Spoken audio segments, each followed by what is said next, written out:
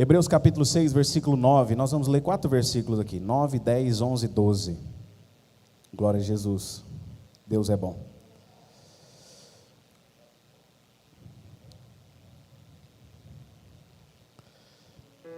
E aí a gente só quebra o galho mesmo, né, irmão? Não foi chamado para fazer isso.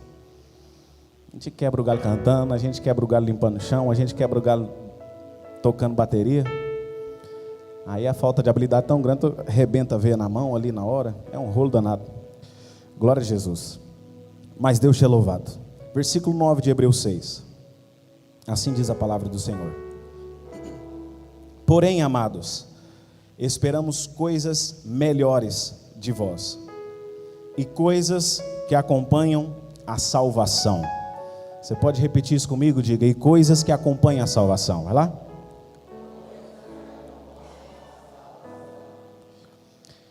Embora falemos assim, porque Deus não é injusto, que se esqueça de vossa obra e do trabalho de amor, que para com seu nome mostrastes, porquanto ministrastes aos santos, e ainda os servis.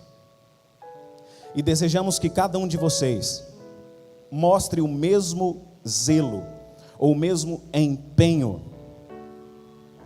até a completa certeza da esperança, até o fim, para que não estejais preguiçosos, ou em outras versões vai dizer ociosos, negligentes, mas sejais seguidores, imitadores, dos que pela fé e paciência herdam as promessas.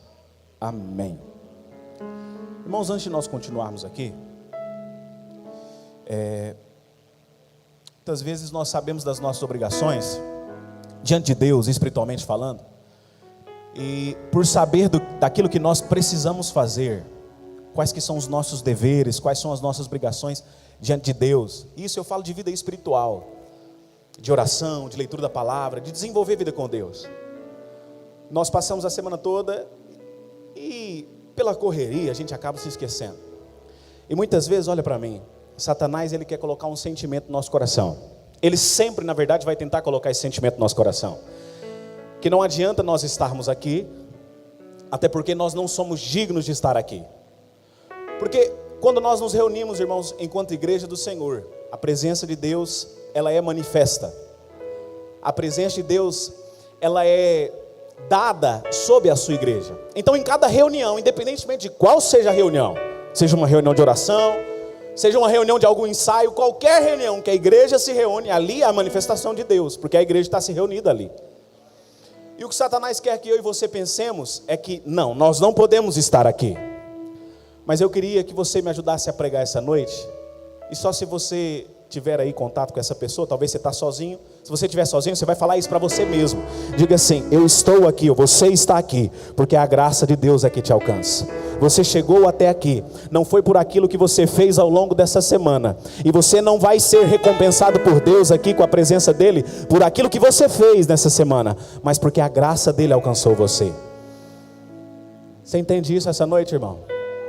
Você entende isso essa noite?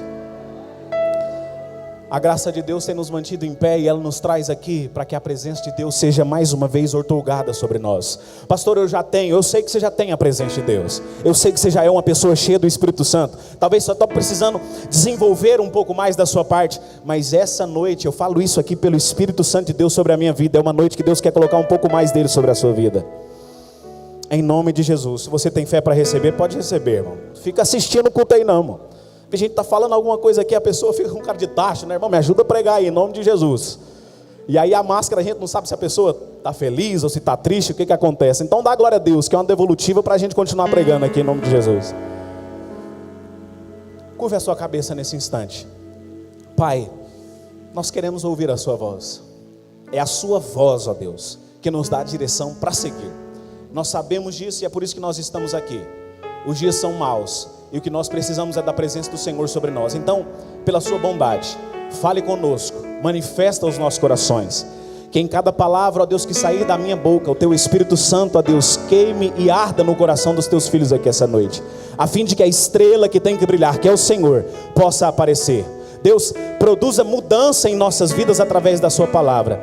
Porque Deus, o que nós queremos é ser mais parecidos com o Senhor, é buscar a sua presença a fim de sermos transformados dia após dia em glória diante do Senhor, em nome de Jesus, amém.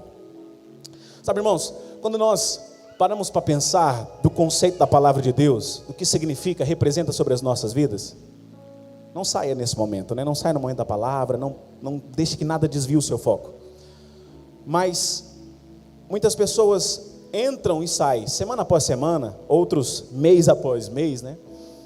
Porque isso tem pegado muitas pessoas, esse costume muito ruim, que vai contrário à palavra de Deus, inclusive, tem adentrado em muitos corações, e essa importância de estar se reunindo como igreja já não tem sido observado por muitas pessoas. Mas eu dou glória a Deus pela sua vida que está aqui essa noite, né?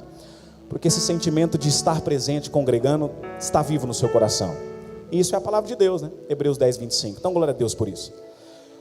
Mas a partir do momento que eu e você adentrarmos nessa porta, e agora até abrindo um parênteses aqui, né? A gente está sem porta ali, né, irmão?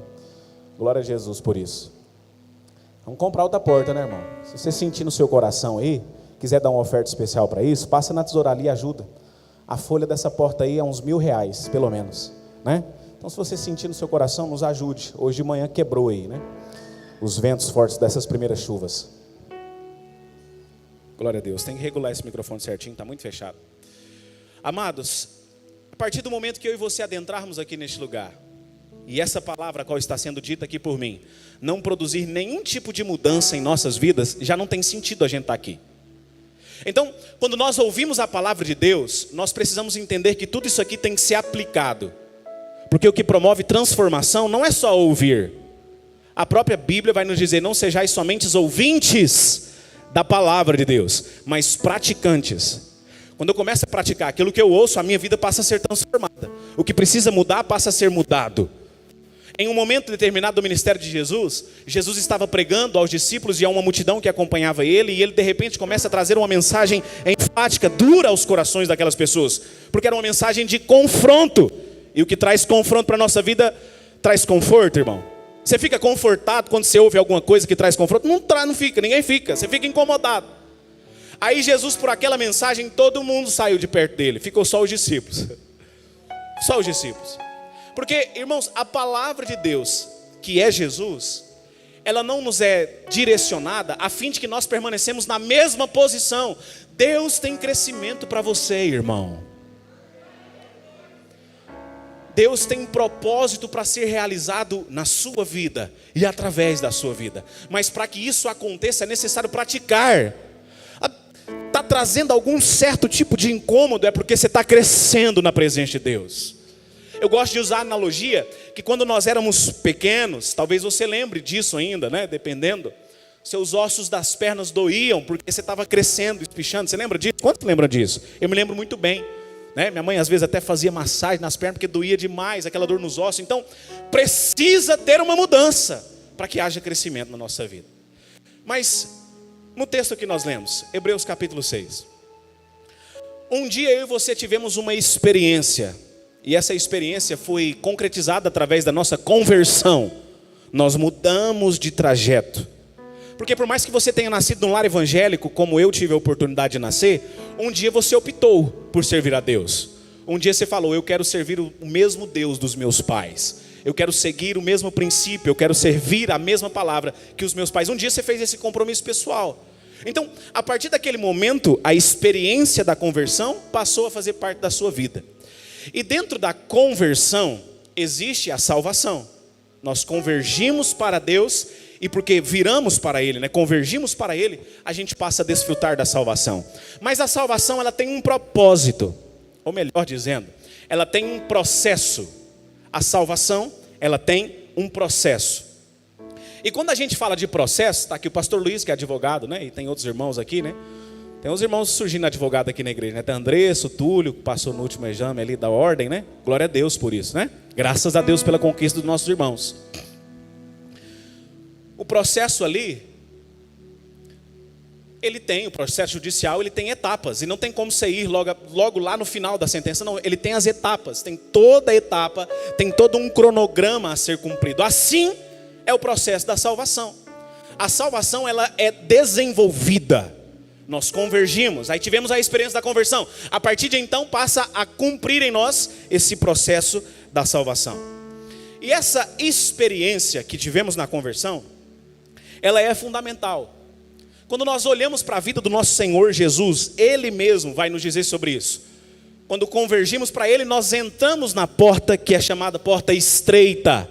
Só que existe muitas pessoas, eu queria que você olhasse para mim em nome de Jesus aqui agora. Existem muitas pessoas que se esquecem disso aqui que eu vou dizer. Não é só a porta, irmão, que é estreita. Jesus não disse, a porta é estreita e larga é o caminho que conduz à vida. Não, Ele disse, a porta é estreita. Então, a decisão que fizemos por Cristo já foi difícil. Foi uma porta estreita que entramos. Mas o caminho que conduz à vida é igualmente estreito, assim como a porta. Então, esse processo da salvação, ele é difícil de ser vivido. Mas sabe o que eu acho maravilhoso? Quando nós começamos a ler, quando Jesus é concebido no ventre da nossa irmã Maria, Deus fala através do anjo ali para Maria, Maria, e o nome dele será Emanuel. Você sabe o que significa Emanuel, irmão? Deus presente, Deus conosco. Jesus, para reiterar as palavras que Deus disse ali para Maria, um dia disse, não temas, eu estarei com vocês todos os dias. Então o caminho é estreito, difícil. O processo da salvação às vezes é complicado de ser vivenciado por nós, mas nós temos a companhia do Senhor da eternidade. Jesus caminha conosco, é Ele que fortalece você. Eu já quero começar a ser boca de Deus aqui nesse momento para profetizar sobre a sua vida. Eu estou cansado espiritualmente, eu estou fraco, debilitado. Receba força e graça da parte de Jesus aqui essa noite, aleluia. Ele quer continuar desenvolvendo o processo da salvação sobre a sua vida, para que cheguemos juntos à eternidade. Então, a salvação como um todo, ela é um processo. E é isso que eu quero falar com os irmãos essa noite, o processo da salvação. O que já aconteceu, irmãos, na nossa vida, através da conversão, é chamado essa experiência, né? Já aconteceu, está acontecendo e vai ser consumado ali na eternidade, através da salvação das nossas almas. Mas nós lemos aqui no versículo 6, né? Logo no versículo 9, desculpa, que existem alguns elementos. O escritor de Hebreus vai dizer assim, porém, amados, esperamos coisas melhores de vocês, e coisas que acompanham a salvação. A gente repetiu essa frase, inclusive. Coisas, elementos. Então a gente pode afirmar aqui 100% de certeza, que quando nós somos salvos, existem algumas coisas que precisam nos acompanhar. Existem algumas posturas que precisam fazer parte da nossa vida. E quando o escritor aos Hebreus aqui vai relatar que existem essas coisas que acompanham, isso aqui é para quem já recebeu a salvação, logicamente. Quem ainda não conhece a Jesus como eu e você conhecemos, esses elementos não fazem parte, até porque as pessoas não fazem ideia de que elemento seja esse. Mas esses elementos, irmãos, nós precisamos entender que a nossa caminhada com Cristo, ela só vai encontrar algum sentido se esses elementos estiverem presentes. Quando nós vamos lá para 1 Pedro, versículo 9 do capítulo 1, ele vai dizer assim, para que vocês alcancem o objetivo final da vossa fé. E qual que é o objetivo final da nossa vida, irmãos? Qual que é? A salvação, a vida eterna. Nós estamos nesse processo da salvação, não simplesmente porque nós queremos gozar dessa vida e essa promessa, bom, Emerson, Deus tem para nós. Essa promessa de prosperidade Deus tem para a gente aqui nessa terra, e glória seja dada ao nome dele por causa disso. Mas o objetivo final que Pedro mesmo disse aqui, 1 Pedro 1,9, é a salvação da nossa alma. É o objetivo final. Então, dentro desse processo que a gente está falando, irmãos, o escritor aos Hebreus vai dizer que o serviço cristão, ele precisa ser um dos elementos na nossa caminhada com Cristo. Versículo 10. Não se esqueça, Deus não é injusto para se esqueça da vossa obra e do trabalho de amor, para com seu nome mostrastes, porquanto servistes aos santos e ainda os servis. Então o escritor aos Hebreus fala sobre o serviço, que é um dos elementos que precisam acompanhar-nos na nossa caminhada com Cristo, a fim de termos a salvação das nossas almas nesse processo da salvação. Depois no versículo 11, ele vai dizer sobre a necessidade do empenho. Olha o que ele diz: e desejamos que cada um de vós mostre o mesmo empenho até a completa esperança, certeza e esperança do fim. Esse empenho ninguém pode fazer por você. Esse zelo, ele é individual, personalíssimo, não tem como ser transferido para que outras pessoas façam por você. Algumas pessoas têm a tendência de achar que se outros já estão fazendo, glória a Deus, eu não preciso fazer. Mas entenda, esse elemento na sua caminhada da salvação, que é o serviço, ele é individual. Eu preciso exercer a função de servir a Deus. E quando o escritor aos Hebreus está dizendo sobre isso, não é só o servir no sentido pessoal, lá no meu quarto, lá na minha casa, lá na minha família, não. Esse é servir a outros interesses, aos santos. Ele diz, quando diz santos, está falando sobre os irmãos, porque nós somos santificados pelo sangue de Jesus, então relacionado à igreja. Então, e desejamos que cada um vosse o mesmo zelo, o mesmo empenho, até a completa certeza da esperança do fim. E ele disse isso no versículo anterior, porque servistes aos santos e ainda servis. Então fala sobre dedicação, sobre trabalho, sobre empenho. E no versículo 12, o versículo final, ele vai falar sobre a negligência, né? Para que vocês não estejais ou sejais negligentes. Na minha versão aqui diz preguiçosos, mas sejais seguidores. O que alguém que é seguidor faz, irmãos? Ele imita. Os discípulos seguiam Jesus. O que os discípulos faziam? Eles imitavam Jesus. Jesus estava fazendo à frente para que eles fizessem atrás.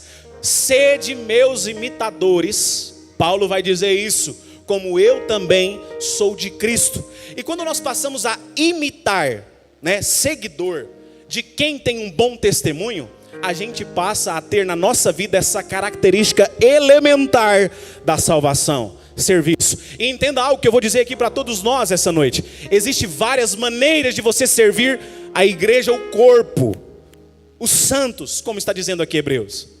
Você serve na oração, na intercessão. Você serve em algum serviço aqui na igreja, na casa do Senhor.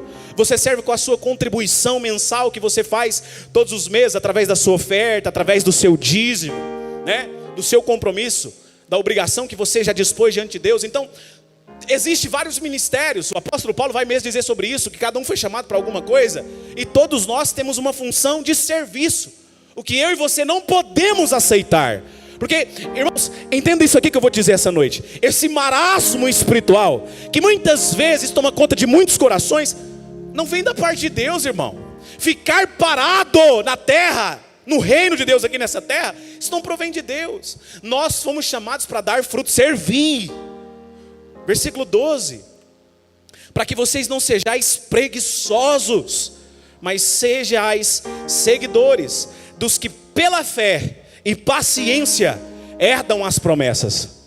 Irmão, deixa eu te lembrar algo que talvez você tenha esquecido ao longo dos dias. Tem promessa de Deus sobre a sua vida. Existem promessas da parte de Deus, não somente eternas, Arley. Existem promessas da parte de Deus, não somente espirituais. Eu derramarei o meu espírito sobre toda a carne nos últimos dias. Não somente espiritual, mas também tudo que você fizer nesta vida por mim, eu vou retribuir para vocês. Então existem promessas, mas nós não podemos ser pegos pelas mãos do nosso Senhor como preguiçosos, ociosos. E sabe, irmãos, quando nós partimos para essa premissa aqui de ser ocioso, o que é alguém ocioso? Que não está fazendo nada, que está só observando a vida passar. Quanto maior a ociosidade de alguém, maior é o tempo que aquela pessoa tem de sobra para observar alguma coisa que não precisa ser observada. Quando eu me envolvo com o serviço do reino, quando eu me envolvo com Deus, quando eu me envolvo para servir a Deus em tudo que Deus tem confiado nas minhas mãos, eu não tenho tempo para falar de ninguém, eu não tenho tempo para criticar ninguém, porque os meus olhos e o meu tempo está para Deus. Isso passa a fazer parte da minha vida.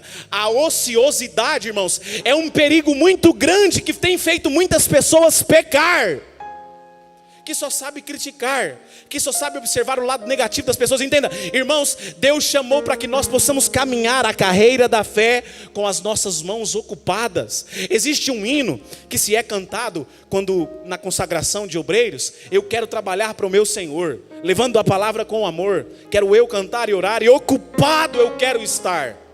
Eu quero estar ocupado. Quando eu estou ocupado com o meu Senhor, nada desse mundo também rouba a minha atenção, porque o meu tempo é para Deus. O meu tempo é para Deus. E no versículo 12 ele fala sobre isso, sobre a negligência. E o contexto dentro que envolve esse processo da salvação está ligado a isso que estamos falando, às obras, ao serviço. Irmãos, nós somos salvos pelas obras? Não. Eu hoje de manhã mesmo citei esse versículo de Efésios 2:8, porque vocês não são salvos pelas obras, mas pela fé. Isso não vem de vós, é dom de Deus. Mas muitas vezes nós esquecemos. A gente lê o versículo 8, a gente lê o versículo 9, projeta o versículo 10, e a gente esquece do que diz o versículo 10. Porque somos feitura sua, criados em Cristo Jesus, para o quê? Não precisa passar para frente não. Volta lá. Porque somos feitura sua, criados em Cristo Jesus, para as boas obras. Então, apesar de nós, olha para mim aqui em nome de Jesus, isso vai mudar a sua vida, eu creio. Apesar de não sermos salvos pelas obras, nós somos salvos para as boas obras. Aquilo que eu faço não tem poder de me salvar, porque o que me salva é o sangue de Jesus na cruz. Mas a partir desse momento que o sangue me salvou, eu fui regenerado para fazer boas obras. As boas obras precisam ser uma marca constante na minha vida. Somos criados em Cristo Jesus para as boas obras. As boas obras fazem parte do processo da salvação.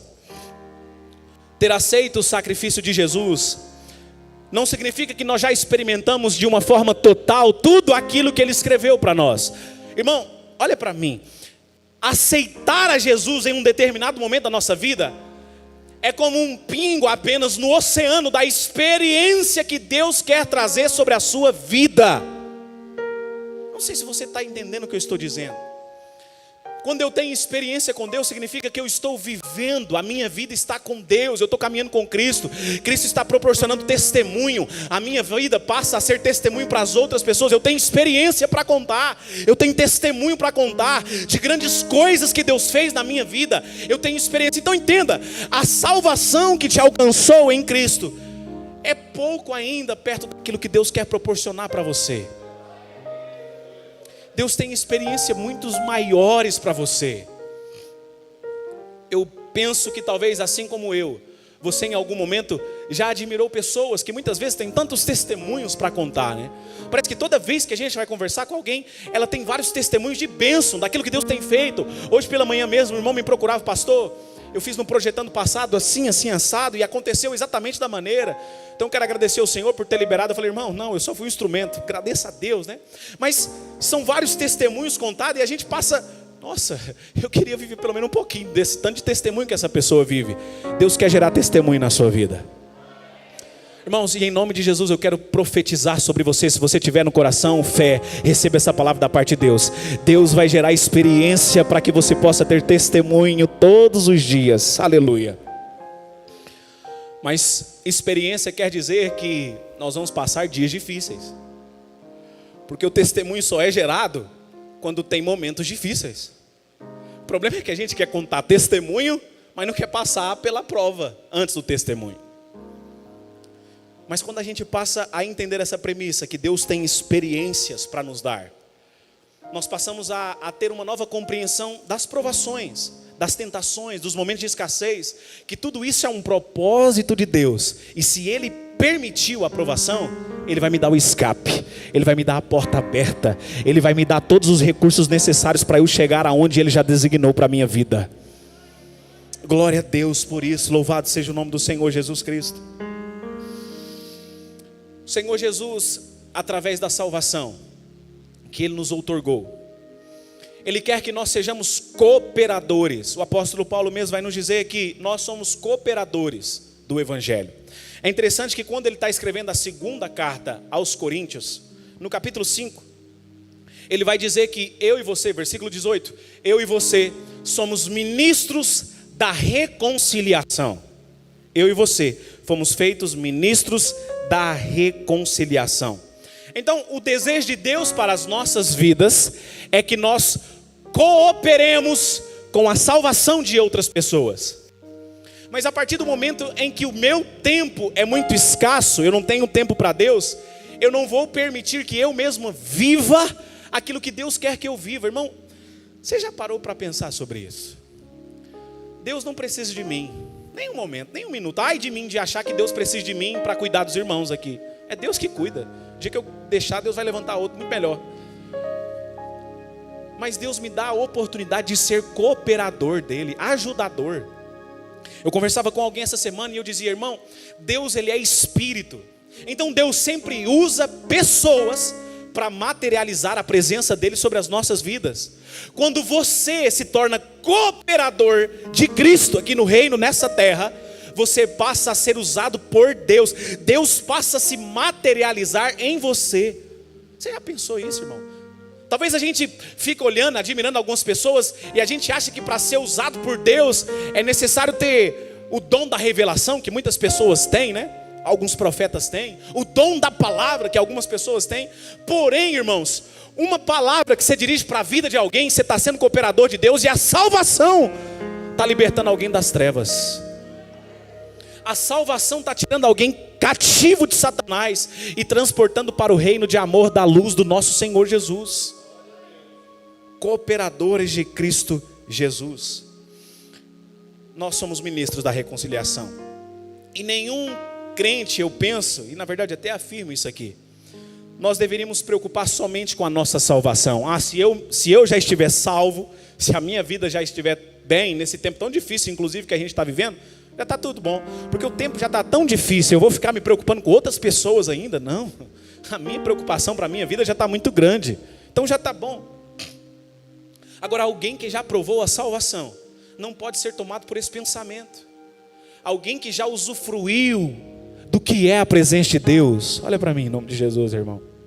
Deus tem coisas novas para você, eu sinto o Espírito Santo de Deus falando aqui no meu coração.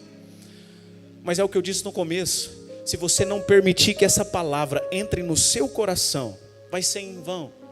Então, em nome de Jesus, saia daqui com essa verdade fixa sobre a sua mente: eu preciso ser cooperador de Cristo. Eu não posso somente eu desfrutar das bênçãos da salvação. Outras pessoas que Deus tem colocado no meu convívio precisam também ser alcançadas pela salvação. Um dia eu e você éramos cegos. Existe até um hino na harpa cristã, né? Eu era cego, perdido, sem Deus, sem Jesus. Mas um dia Ele estendeu as suas mãos e me tocou. Jesus vai dizer em uma das suas palavras que um cego não pode guiar outro cego. Mas você já tem visão espiritual, irmão. Oh, aleluia. Talvez a gente olhe para a nossa realidade e não vê essa visão toda. Às vezes a gente se sente cego. Não estou conseguindo ver nada além do que somente esse probleminha aqui que eu estou vivendo. Mas Deus quer abrir os seus olhos para a realidade sobre a sua vida, para que você possa encaminhar outras pessoas para a presença dEle. Sabe, irmãos, tem pessoas no seu convívio diário que precisam ouvir uma palavra da parte de Deus. O processo da salvação envolve o elemento de ser cooperador de Cristo Jesus. Cooperador de Cristo Jesus aqui nessa terra. E quando eu me disponho a ser cooperador de Cristo Jesus, a unção, a autoridade passa a encher a minha vida. Eu passo a ser alguém cheio do Espírito Santo. É por isso que a salvação, ela precisa transbordar. Ela não pode somente ficar retida comigo.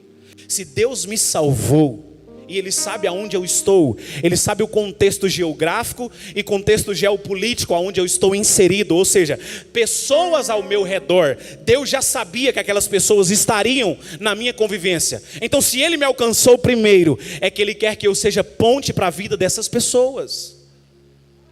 Encaminhe pessoas, irmãos, para a presença de Deus. Paulo vai dizer em Filipenses capítulo 3, versículo 12, um verso conhecido: eu prossigo para alcançar aquilo para o que eu fui alcançado. Prossigo para alcançar aquilo para o qual eu fui alcançado. Paulo tinha essa certeza: se Deus me salvou, Ele quer que eu alcance outras pessoas também para a salvação. Prossigo para alcançar aquilo para o qual fui alcançado. E se fomos alcançados por Cristo, esse alcance precisa nos fazer entender essa dinâmica que nós já estamos falando aqui, esse movimento da fé, alcançar outras pessoas. Alcançar outras pessoas. Irmãos, Nesse texto aqui que a gente acabou de ler de Hebreus, a negligência, inclusive Jesus vai falar sobre isso em um dos seus sermões. Olha para mim aqui em nome de Jesus. A negligência, ela é um pecado muito grande aos olhos de Deus. Tiago vai dizer, capítulo 4, versículo 17: aquele que sabe fazer o bem e não faz, o que acontece? Comete pecado. Tiago 4,17, projeta aí por favor. Aquele que sabe fazer o bem e não faz, comete pecado. Quando eu e você sabemos que a salvação não pode parar nas nossas vidas, e que outras pessoas estão sendo diariamente encaminhadas para perto de Satanás, e não fazemos nada para que isso mude, nós estamos cometendo pecado. Nós estamos ficando estagnado, porque entenda, o pecado ele nos afasta de Deus, o pecado ele retarda as bênçãos de Deus para as nossas vidas. Muitas vezes a gente tem a tendência de indagar, porque é que está demorando tanto Deus fazer aquilo que Ele falou que ia fazer, mas a gente não lembra daquilo que a gente fez, do que a gente cometeu. Enquanto, irmãos, uma vida com Deus adianta as bênçãos da parte de Deus, o pecado atrasa, o pecado retarda. Mas Deus não te chamou para o pecado, Deus te chamou para a santidade. Irmãos, eu e você já somos livres disso aqui, ó. Eu e você já somos libertos da escravidão do pecado, o pecado já não tem domínio sobre nós. Então é por isso que eu e você, se sabemos fazer o bem, nós precisamos fazer o bem a todas as pessoas. E não é esperando que o bem para aquela pessoa vai voltar para nós, ela vai voltar. Deus, a irmã Cris leu em Hebreus, Ele é galardoador daqueles que o buscam. Eu li no versículo agora há pouco, que Deus não é injusto para esquecer das vossas boas obras. Então tudo que a gente faz de bem, Deus nos recompensa. Mas eu preciso falar da salvação para as outras pessoas. E com isso que a gente já falou aqui em mente, nós precisamos entender outras duas questões aqui essa noite. Primeiro, a questão do ritmo, a questão da velocidade. Porque no versículo 11 que a gente leu, ele vai dizer que cada um de vós mostre o mesmo empenho. Essa palavra aqui, é necessário a gente voltar como foi escrita, né? Essa carta aos Hebreus foi escrita no grego. E ela significa velocidade, rapidez. Então, quando o escritor está falando sobre empenho, ele está falando sobre um ritmo, sobre uma velocidade. Já no versículo 12, ele vai falar sobre preguiça, que a gente leu agora há pouco, sobre a preguiça, se referindo à lentidão. É essa palavra que está no grego, alguém lento, alguém parado, alguém que caminha vagarosamente. E existem pessoas na caminhada com Cristo que parece um carro de Fórmula 1, né? Hoje inclusive teve corrida, né? Aquele moreninho lá, como é que é o nome, irmão? Hamilton ganhou mais uma vez, né? Aquele homem é diferente. Mas existem algumas pessoas que estão com o pé no acelerador da caminhada, no processo da salvação. Outros já estão com o freio de mão puxado, né? Parece que não sai do lugar. É a mesma, eu não consigo entender isso. É a mesma pessoa de um ano atrás. Irmãos, se a cada dia eu e você não formos diferentes, existe alguma coisa que eu e você precisamos parar para pensar. O que é que está de errado na minha caminhada com Cristo? O que é que está errado no processo da salvação? Porque se a palavra de Deus ela é nova, ela se renova a cada manhã. Todos os dias essas verdades se renovam, não é a mesma verdade. Isso significa que eu tenho que caminhar no processo da salvação em novidade de vida. Eu não posso ser o mesmo Brenner de um ano atrás. Eu não posso ser a mesma pessoa da semana passada. Eu preciso ter uma mudança de vida, é o processo da salvação. E isso, irmãos, é condizente com a minha atitude diante de Deus.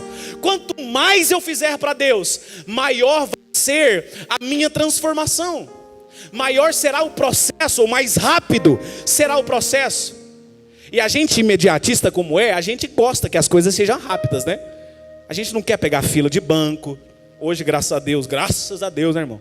Que até pouco tempo atrás a gente tinha que ir para a lotérica, pagar a conta. Meu Deus, quando eu lembro disso, parece tão arcaico, né? Mas é há pouco tempo atrás, coisa de 5, 6 anos atrás, era assim. Agora que a gente faz tudo pelo aplicativo, né? Mas quanto mais a gente tem as mesmas atitudes, mais a gente atrasa o processo. Eu preciso entender a questão do ritmo, a questão da velocidade. E isso fala sobre entrega, isso fala sobre dedicação, isso fala sobre rendição. Olha para mim aqui, você que está aqui essa noite, em nome de Jesus.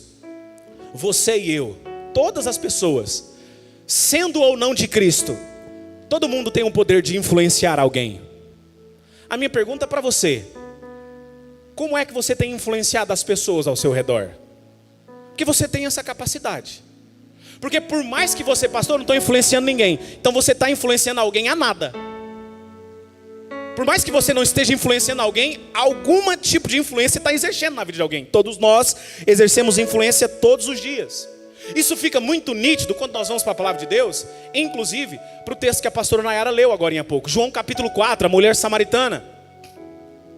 Quando ela prova da fonte de Jesus, ela sai correndo ali para a sua cidade, uma cidade pequena, e fala de Jesus para todas as pessoas. Ela passa a testemunhar da salvação.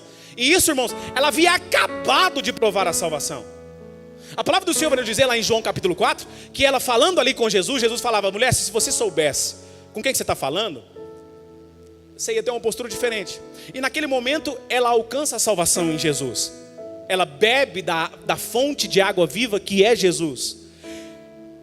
E o processo da salvação foi tão rápido nela, que no mesmo momento ela desce para a cidade, ela sai do poço ali, do pai Jacó deles, né? Dos samaritanos ali, sai daquele poço, desce para a cidade e começa a falar: olha, Jesus pode transformar a sua vida assim como transformou minha vida. Porque entenda, irmãos, olha para mim, em nome de Jesus, às vezes a gente está muito condicionado que para falar de Jesus para alguém é necessário fazer teologia, 4 anos estudando numa faculdade, é necessário saber aramaico, grego, hebraico. Não, é necessário falar línguas espirituais. Não, você pode falar simplesmente um Jesus te ama, que você já está mudando a vida de alguém. Nossa, pastor, isso é tão bobo. É bobo, mas isso aqui é muito profundo.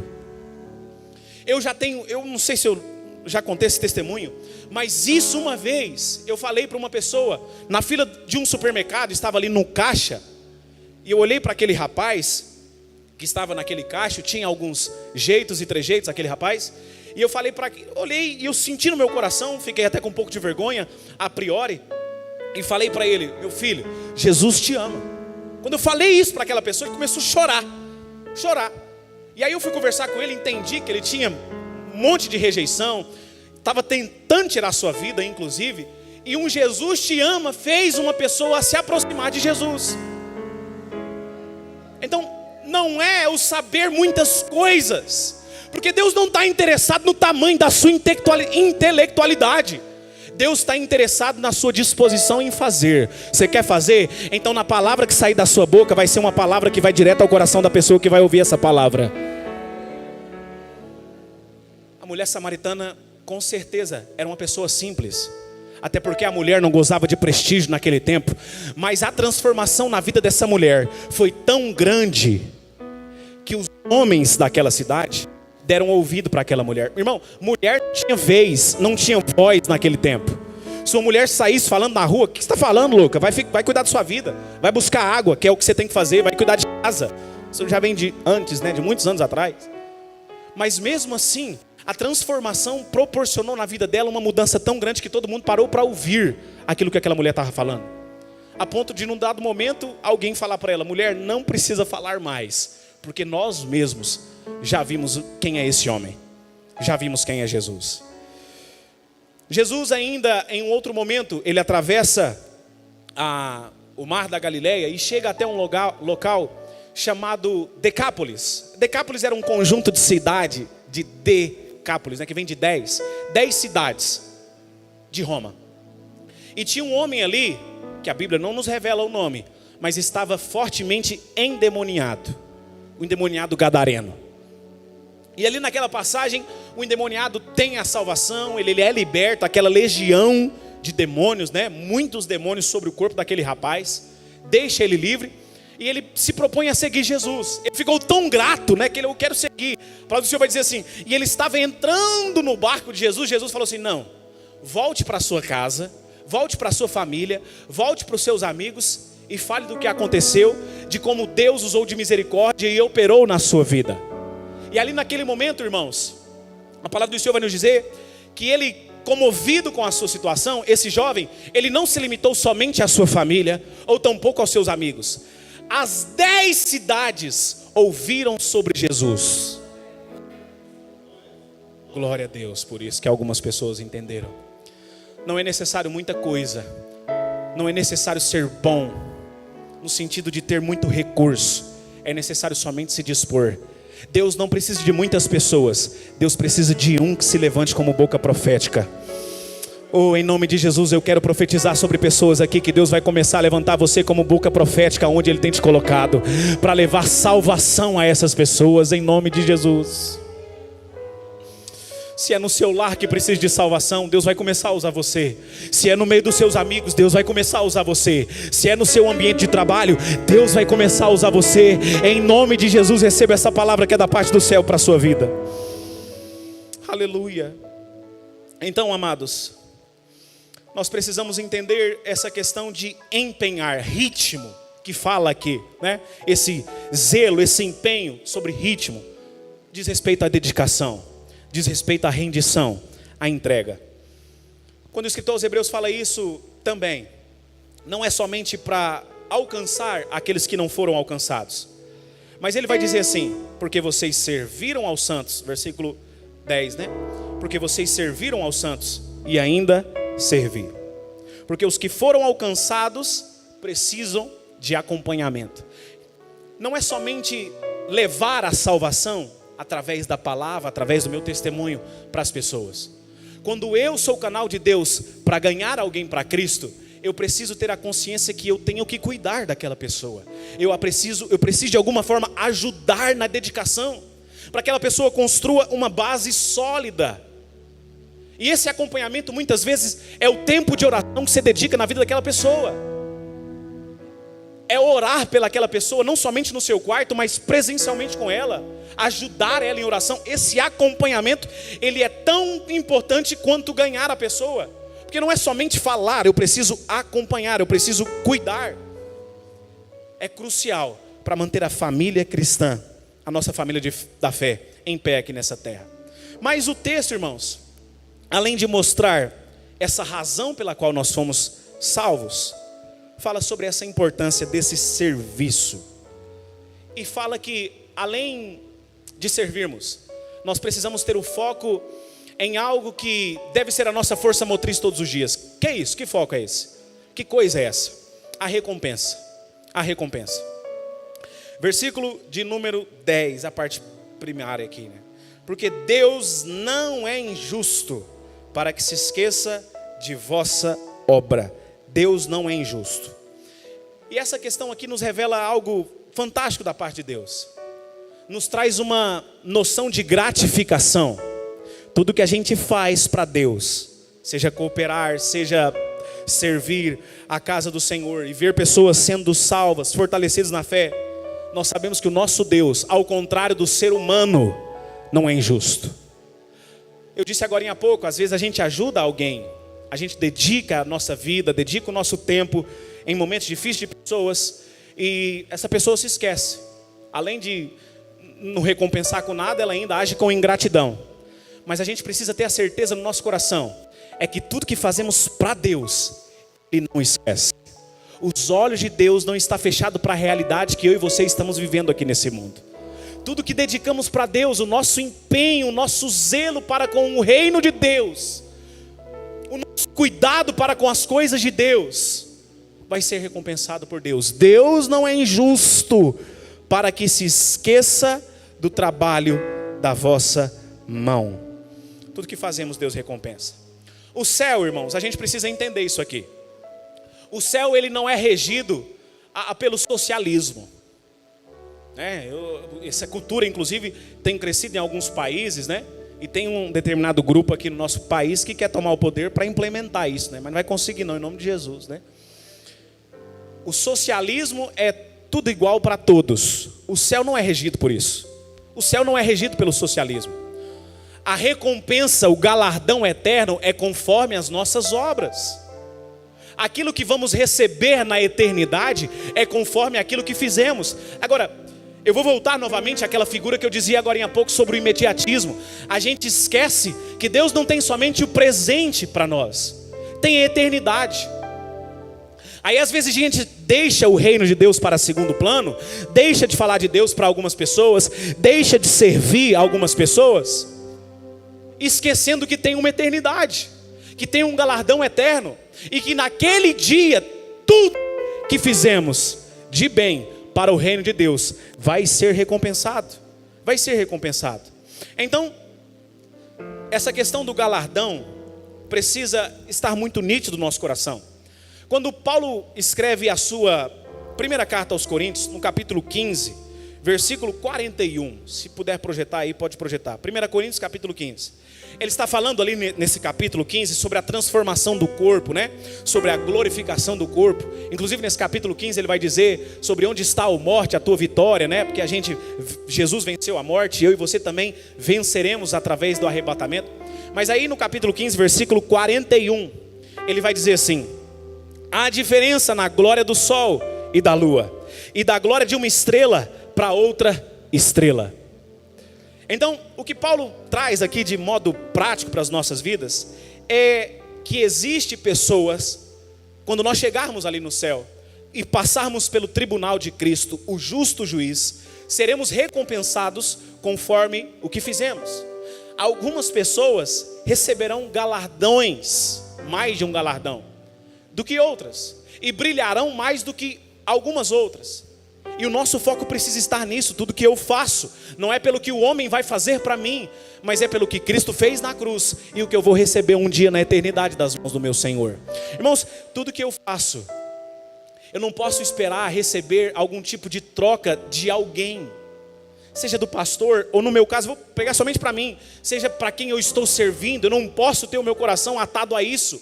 Para quem Deus tem me colocado para servir, não posso. O meu coração tem que estar ligado. Deus é que um dia vai me dar o meu galardão. E é maravilhoso pensar nessa figura que um dia, quando eu chegar na eternidade, aleluia, eu vou receber das mãos do meu Senhor a minha recompensa. O próprio Deus, o Senhor da vida, o Criador dos céus e da terra, vai me servir com um galardão. Você já parou para pensar nisso, irmão? Que o próprio Deus um dia vai servir você com o seu galardão. Isso aqui não é heresia não, irmão. Isso aqui não é mentira não. É a palavra de Deus. O próprio Deus há de recompensar-nos. E esse precisa ser o nosso norte, para que a nossa vida seja regido por esse padrão. Aquelas pessoas que escolhem viver somente para si mesmo, com os seus próprios interesses, que são egoístas, que só visam a sua própria vida, esquecem que existe uma recompensa eterna. Só pensam no presente, só pensam no momento. Deixa eu te falar algo. Tudo que eu e você conquistamos aqui nessa vida, se não acabar com o tempo, o ladrão pode roubar, a traça pode corroer, mas tudo que eu faço no reino de Deus traz para mim um peso eterno de glória, traz uma recompensa eterna. Aquelas pessoas que abrem mão das suas vontades, que abrem mão muitas vezes de um desejo pessoal, de algo pessoal, essas pessoas serão mais recompensadas do que as outras. Isso é normal. Não pense você que o fulano A, que só chega na igreja, senta o seu banco, vai para a sua casa, vive a sua vida somente para si, vai receber a mesma recompensa que o fulano B, que tem uma vida de dedicação para Deus, tem uma vida de oferta para Deus. Não, são coisas diferentes. E as recompensas serão eternas da parte de Deus. Quando Paulo ainda está escrevendo 2 Coríntios capítulo 5, versículo 10, vai nos dizer sobre a questão desse tribunal. E aqui ele nos fala que Deus é juiz. Agora, diferentemente dos juízes que temos aqui nessa terra, que são injustos, que proferem sentenças injustas muitas vezes, o nosso Deus não é injusto. O nosso Deus não é injusto. Ele vai proporcionar conforme aquilo que fizermos. Em Apocalipse capítulo 22, você está com a sua Bíblia aí, irmãos? Abre isso aí, isso precisa alimentar o seu coração essa noite. Apocalipse capítulo 22, versículo de número 12. Olha só o que Jesus vai dizer. Jesus: eis que cedo venho, e o meu galardão, a minha recompensa, está comigo, para dar a cada um segundo a sua obra. Ou seja, irmãos, tudo aquilo que você tem feito para Deus, Deus está amontoando para um dia devolver em forma de galardão eterno para a sua vida. A pessoa que você um dia ajudou, aquilo que você fez na determinada caminhada da sua salvação, no reino de Deus aqui nessa terra, pode ser esquecido por todos, mas na mente de Deus jamais vai ser apagado. Eis que cedo venho e estou com a minha recompensa nas minhas mãos para entregar a cada um conforme a sua obra. O que Jesus está dizendo aqui é muito simples, porque você tem me servido, quando eu retornar, eu vou honrar você. Porque você tem dedicado, você tem me honrado, você tem servido ao reino meu aí nessa terra. No momento em que eu vier ali dos céus, das nuvens e descer para buscar a igreja, eu já estou vindo com a minha recompensa nas minhas mãos para entregar diante das suas mãos. Todas as suas obras, irmãos, vai ter um bom retorno da parte do nosso Senhor. E vai chegar um dia, eu creio, eu espero, eu anelo por esse dia. Todas as vezes que eu dobro os meus joelhos, que eu tenho o meu momento com Deus, eu peço Deus, eu falo: Pai, Maranata, vem buscar a sua igreja. Porque eu sei que o dia de eu olhar para trás e dizer: valeu a pena sacrificar todos os meus desejos, valeu a pena sacrificar o meu tempo, valeu a pena abdicar da minha própria vida para servir ao Senhor, está chegando, e eu vou receber das mãos do meu Deus a recompensa. Aleluia. Preciso alimentar o meu coração com essa verdade. O dia de olhar para trás e dizer: valeu a pena esperar, valeu a pena confiar, valeu a pena abrir mão da minha vontade para viver as promessas de Deus, já está chegando sobre a minha vida. Aleluia. Eu preciso ter essa verdade no meu coração todos os dias. Você precisa ter. Para a gente terminar, irmãos, todo homem que não leva alguém a Deus é como uma represa e não como um rio. A represa é uma água parada, ela não transborda, ela não flui. Inclusive, ela precisa de outros recursos. Se ficar sem chover muito tempo, a água dela vai evaporando, ela pode até acabar, dependendo da quantidade do calor que estiver no local daquela represa. Agora, porque eu e você, assim como aquela mulher samaritana, fomos alcançados por Jesus, precisamos ser um rio. O rio, aonde ele passa, ele leva vida. E é por isso que o rio nunca se seca. O rio, na verdade, ele transborda. Quando vem as chuvas, ele transborda. E dificilmente você vai ver. Inclusive, ali em Israel tem essa figura muito clara, né, no Rio Jordão. O Rio Jordão, ele nunca seca. Ele é a vida ali daquele território de Israel. Nasce ali no Monte Hermon, através da neve, que neva todo ano, lá em cima do Monte Hermon, no norte de Israel. E o Rio Jordão passa dando vida, porque em Israel é só deserto, mas por causa do Rio Jordão tem vida.